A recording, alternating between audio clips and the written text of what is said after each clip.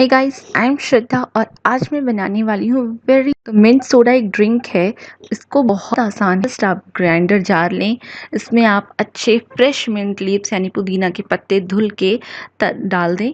And इसके बाद इसमें आप डालें लेमन जूस, शुगर, चीनी। आप अपने जितना आपको पसंद है उसके हिसाब से डालें। और इसके बाद लेमन जूस इसमें मैंने डाला है। इसको चटपटा बनाना चाहते हैं तो आप थोड़ा सा ब्लैक सॉल्ट डाल सकते हैं, और नहीं भी डालते तो कोई बात नहीं। ग्राइंड कर लेंगे हम इसे। और ग्राइंड करने की बात है कि प्यूरी टाइप में रेडी होता है। जैसा कि ये मेरा टाइम हो गया और मैं इसे ऑफ करती हूँ। ये देखिए, ये एकदम प्यूरी जैसा लग रहा है। इससे पहले हम सीव कर लेंगे, छन्नी लेंगे और छन्नी की हेल्प से एक ग्लास में आप इसे छान लें। इससे मेरे कम से कम 2 से 3 जो मिंट सोडा होता है वो रेडी होगा।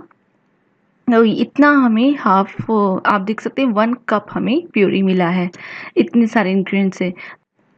तो इतना हमें हाफ, आप देख सकते हैं 1 कप हमें प्यूरी मिला है इतने सारे इंग्रेडिएंट्स से। तो अभी मैंने एक सर्विंग कप ली है अपनी। इसमें मैं डालूंगी क्रश किया हुआ बहुत सारा आइस क्यूब तोड़े हुए छोटे छोटे टुकड़ों में। अब इसमें मैं डालूंगी थोड़ा सा अपना मिंट प्यूरी जो सोडा का रेडी हुआ है। तो मिंट प्यूरी डालने के बाद अब मैं इसमें simple and chilled soda water डालने वाली हूँ। और ये देखिए, झटपट सा एकदम healthy and refreshing mint soda हमारा रेडी है।